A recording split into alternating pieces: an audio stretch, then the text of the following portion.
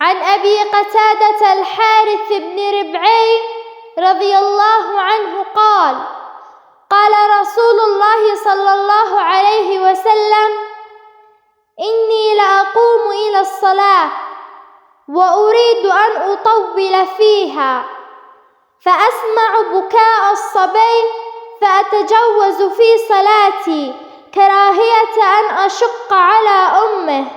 رواه البخاري. مع تحيات حلا اليقظة من مؤسسة البصمة الدعوية.